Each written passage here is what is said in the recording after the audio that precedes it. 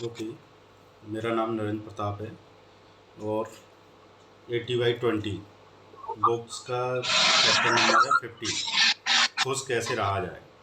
Richard coach जो author हैं उन्होंने बड़े शानदार तरीके से एक्सप्लेन किया गया है कि खुश कैसे रहा जाए।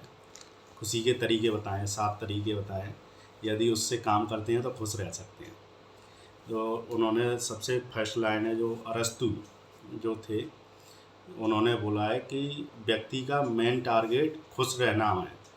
खुश रहना लक्ष्य होना चाहिए। कोई भी काम करता है तो उसका एक ही टारगेट होना चाहिए कि उसे खुशी मिलना चाहिए। इस तरह अरस्तु ने स्टार्ट किया और उसमें अलग अलग स्टेप बताई हैं। 2 तरीके हैं ऐसे कि आपको पास्ट जो खुशी हुई है सबसे ज़्यादा आप याद करें, जीवन में आपको सबसे ज़्यादा खुशी कब हुई है। तो आप उस पास्ट टाइम को याद करोगे तो कैसे भी करके आपको उस टाइम को बढ़ाना है कि उस मोमेंट को आप बढ़ा लें, उस स्थिति को कि जिसमें आपको मज़ा आता था। और दूसरा तरीका है उसी में कि आपको जिस समय सबसे ज़्यादा दुख हुआ हो उस समय को याद करें और उसको कम करें। आप जिस सिचुएशन में आपको दुख हुआ है या जिन मित्रों के साथ दुख हुआ है तो उस सिचुएशन को आप घटा लें और जिसमें आपको खुशी हुई है उस परिस्थिति को आप बढ़ाएं। तो 2 तरीके ये बताए गए हैं। और इन्होंने जैसे कि एक कहावत है, सोच को बदलो सितारे बदल जाते हैं, नज़र को बदलो नज़ारे बदल जाते हैं, कश्तियाँ बदलने की ज़रूरत नहीं है, दिशाओं को बदलो किनारे बदल जाते हैं। मतलब इस कहावत पे पूरा चैप्टर डिपेंड करता है कि सबसे पहले सोच को बदलना है आपको, तो आपका सितारे किस्मत बदल जाएगी। नज़र को बदलोगे, आप अपने एटीट्यूड को, माइंडसेट को चेंज करोगे तो सिचुएशन सब चेंज हो जाएगी। और कहते हैं डायरेक्शन बदलने की ज़रूरत नहीं है। आपका जो टारगेट है वो क्या करते हैं, टारगेट को ना बदलें आप, बस डायरेक्शन बदल लें कि ना, तो आपकी टारगेट पे अचीव कर लोगे। जिस तरह कहा जाता है ना कि काम करने के तरीके को बदलें। सफल लोग अलग से काम नहीं करते, वो कुछ काम अलग तरीके से करते हैं। जब आप सफल नहीं हो रहे हो तो आप अपने टारगेट को चेंज ना करें। व्यक्ति अपने टारगेट को चेंज कर लेता है, उसे अपनी वे चेंज करना पड़ेगा कि जो जाने का रास्ता है वो बदल लें आप। तो इस तरह उन्होंने बताया है कि जो माइंडसेट के बारे में बताया है, एग्जाम्पल दिया है, सब लोगों को पता है कि गिलास यदि खाली है तो नेगेटिव माइंडसेट वाला खाली फोकस करेगा कि गिलास आधा गिलास खाली है, लेकिन पॉजिटिव माइंडसेट वाला कहेगा कि आधा गिलास भरा हुआ है। तो आपको उस पर फोकस करना है। दूसरे क्या आपको जो एक और चीज़ बताई है उन्होंने कि भावनात्मक बुद्धिमत्ता और बौद्धिक जो नॉलेज है आपकी, IQ लेवल है, तो आपके जो भावनात्मक इमोशन जो हैं आपके, वो आपकी इंटेलिजेंस से, आपकी नॉलेज से कहीं ज़्यादा पावरफुल है। तो आपको हमेशा भावनात्मक रूप से काम करना है, क्योंकि जब आप इमोशनली कनेक्ट होकर काम करोगे तो आप अच्छे से खुश रहते हुए काम कर सकते हो और आसानी से टारगेट को अचीव कर लोगे। इस तरह बताया उन्होंने। 7 तरीके बताए हैं। 7 तरीक़ों में एक्सप्लेन किया है कि किस तरह आप काम करोगे तो आप अपनी खुशी को प्राप्त कर सकते हो और अपने टारगेट को अचीव कर सकते हो। इस तरह कहा जाता है ना कि हैप्पीनेस इज़ की ऑफ सक्सेस। आपको खुश रहते हुए काम करना है। तो सबसे पहला स्टेप बताइए ऑथर ने कि आप एक्सरसाइज करें।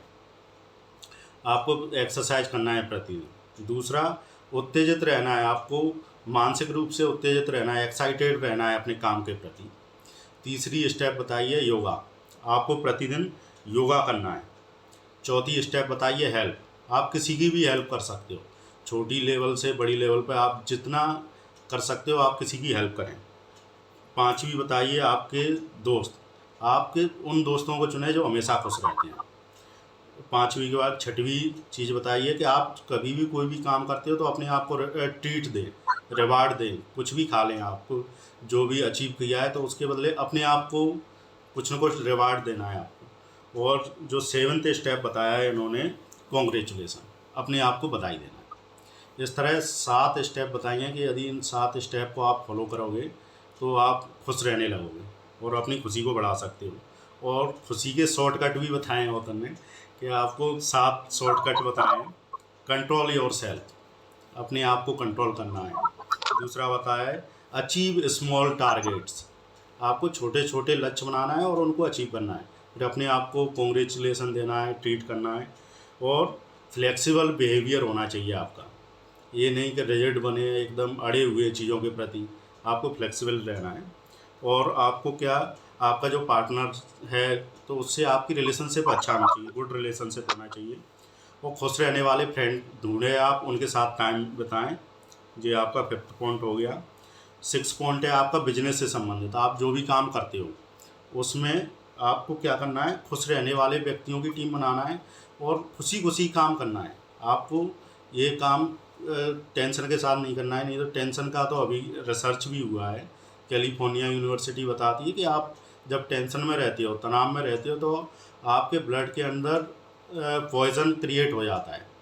उसे आप चेक करोगे, आप जब सबसे ज़्यादा तनाव में हो तो आप खुद प्रैक्टिकल कर सकते हो, जाके अपना ब्लड दें सैंपल, आपके ब्लड के अंदर जहर मिल जाएगा। तो इस तरह कहा जाता है कि आप टेंशन लेके किसी दूसरे को कुछ नहीं कर रहे हो, आप अपना ही बुरा कर रहे हो। तो तनाव में बिल्कुल नहीं रहना है और अच्छे खुश रहते हुए काम करना है। और आपकी लाइफ स्टाइल, आदर्श जीवन बनाएं, आप अपने जीवन को आइडियल बनाएं, अच्छे काम करें। इस तरह ऑथर ने बड़े शानदार तरीके से एक्सप्लेन किया है खुश रहने के लिए। बड़ा शानदार लगा टॉपिक। यस, 7 स्टेप जो हैं, 7 बड़ी मेन स्टेप है। व्यायाम जो कहते हैं, एक्सरसाइज करते हैं तो पसीना आएगा तो डोपामाइन हार्मोन रिलीज होता है, वो खुशी का हार्मोन रहता है। योगा करना ही चाहिए। मतलब जो 7 स्टेप करोगे आप प्रतिदिन, 100% गारंटी है कि खुश रह लोगे। योगा करना है, पॉजिटिव माइंडसेट के साथ काम करना है, किसी की भी हेल्प करना है आपको दिन में, किसी का भी छोटे लेवल पे बड़े लेवल पे हेल्प करना है, खुश रहने वाले दोस्तों के साथ रहना है आपको, अपने आप को ट्रीट देना है, पार्टी देना है अपने आप को कॉन्ग्रेचुलेसन करना है, तो आप खुश रह लोगे। यस,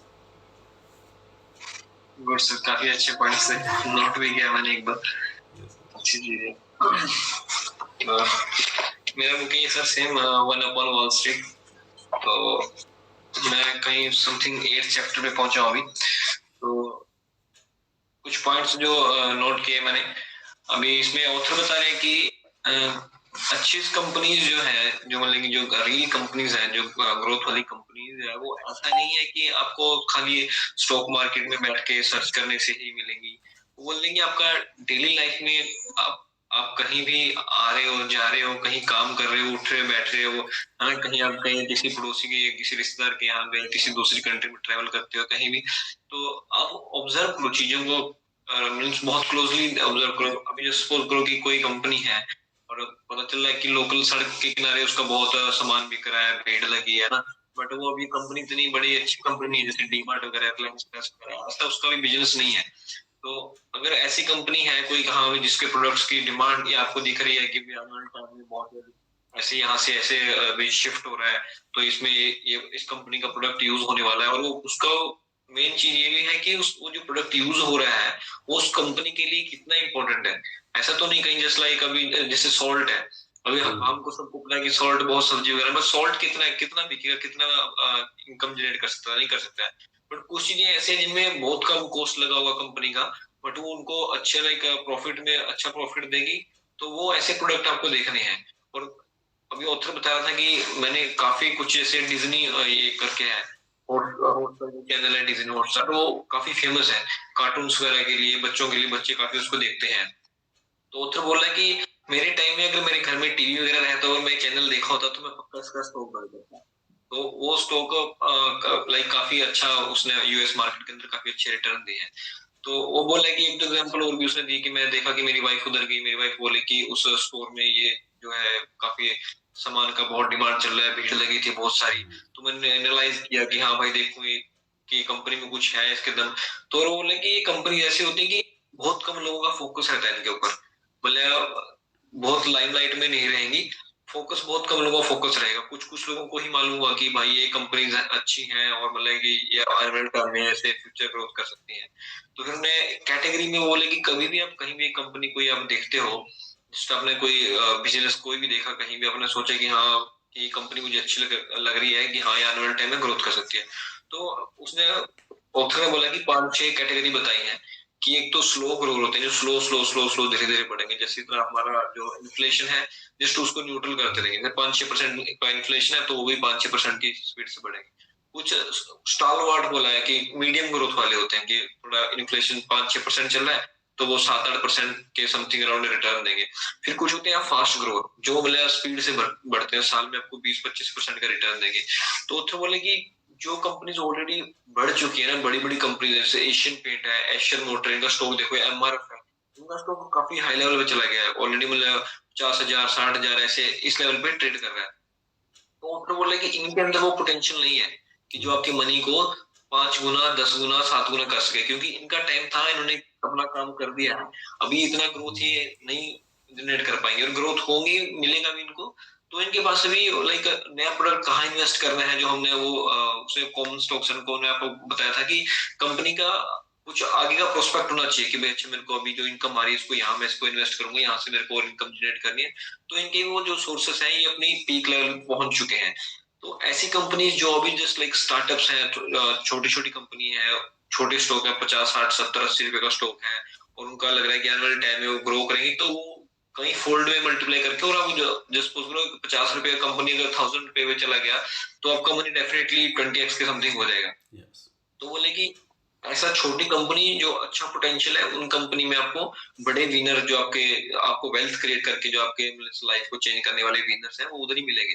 कभी भी जस्ट इसमें जो बड़ी बड़ी कंपनीज है, इधर से एक्सपेक्ट मत करना कि हम like I will become rich after like riding stock ना, तो वो ऑलरेडी अपना पोटेंशियल वो कर चुके हैं।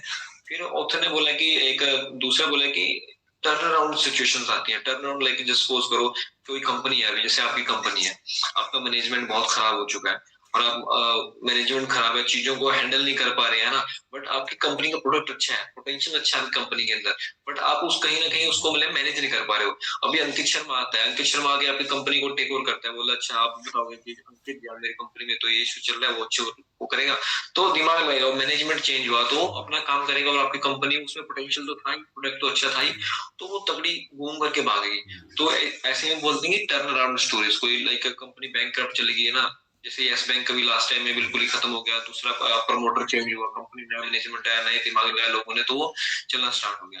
फिर एक बताया कि एसेट प्ले।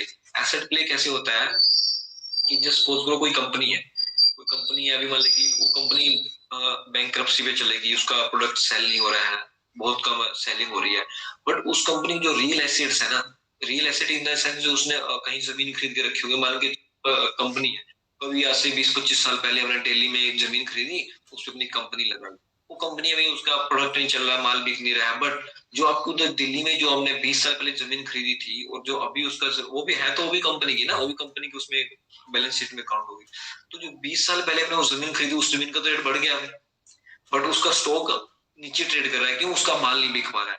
तो कोई मेरे जैसा कोई आएगा, कोई आप जैसा आएगा, तो बोलेगा भाई वो जज करेगा, बोलेगा इसका तो ठीक है, कंपनी को बोलेगा टोटल वर्थ कंपनी कितना है, बोले कंपनी अभी कुछ कर नहीं रही है, घाटे में चल रही है, और इतना कुछ खास प्रोडक्ट सेल भी नहीं हो रहा है, सेल्स भी नहीं है, प्रॉफिट भी नहीं है, बोला ठीक है 10,000 करोड़ की कंपनी है। तो बट आप देखोगे, जब एनालाइज करोगे, पता करोगे, तो बोलेगे तो खाली 50,000 करोड़ को तो उसका खाली प्रॉपर्टी है, और जो ऊपर मशीनरी फिटेड है वो सब निकाल के तो हम लाइक वो सेपरेट है। तो वो एसेट प्ले होता है, कोई क्या आएगा, वो दिमाग लगाएगा, वो कंपनी को खरीद लेगा, फिर वो क्या करेगा, मशीनरी को उखाड़ के अलग से बेचेगा, और उसको जमीन है जो उसको बेचेगा अलग से, उसको 30-40,000 प्रॉपर्टी में लेके चला जाएगा। तो एक ये सीन रहता है। फिर साइक्लिकल्स का बताया, साइक्लिकल्स मतलब कि क्या है कि जो मैं आपको उस दिन बताया कि जो सैटेलाइट प्लेयर है, जो हमारे जैसे उसमें कम्युनिटी में बताते हैं विवेक सर, जो सैटेलाइट प्ले क्या है, जो अभी मतलब कि जस्ट अभी मतलब अभी के जो टाइम की जो कंपनी रिक्वायरमेंट के हिसाब से रन कर रही है, जैसे अभी लास्ट में आपको बताया डिफेंस सेक्टर भागा है ना, और ये केमिकल्स भाग रहे हैं, तो अभी उनका क्या है कि अभी के टाइम में उनका रिक्वायरमेंट है, अभी मैं अपना खेती में लगा लो, अब नई नई बीमारी आ रही है ना, तो उनके लिए नए नए प्रोडक्ट्स जनरेट किए जा रहे हैं अपने इसके केमिकल्स के रिगार्डिंग, तो अभी का रिक्वायरमेंट वही है। तो वो बोले कि साइक्लिकली कमोडिटी टाइप में रहते हैं, और इनमें टाइम बहुत मैटर करता है कि कब कंपनी लाइक अपना ग्रोथ पिकअप कर रही है तो सेम टाइम इन्वेस्ट करो, और जब वो दिखा कि उसमें अभी ग्रोथ नहीं है, खत्म हो गया, अभी साइकिल का पीरियड चला गया, अभी इसकी किसी चीज की स्टॉक की डिमांड नहीं है, जैसे गर्मी सर्दी में लगा लो, ऐसा प्रोडक्ट जो गर्मी में डिमांड में स्टार्ट होता है, फिर सर्दी आते हुए उसका यूजेज कम हो जाता है, तो उसको जब गर्मी स्टार्ट होती है तो उसमें एंटर कर जाओ, और जैसे दिख रहा है कि सर्दी आने वाली है तो उसमें से ऑटोमेटिकली अपने आप अपना प्रॉफिट लेके आउट हो जाओ। तो ऐसा ऑथर ने 5-6 टाइप का कैटेगरीज बताया है, काफी अच्छा बुक है, काफी अच्छे से। Thank you.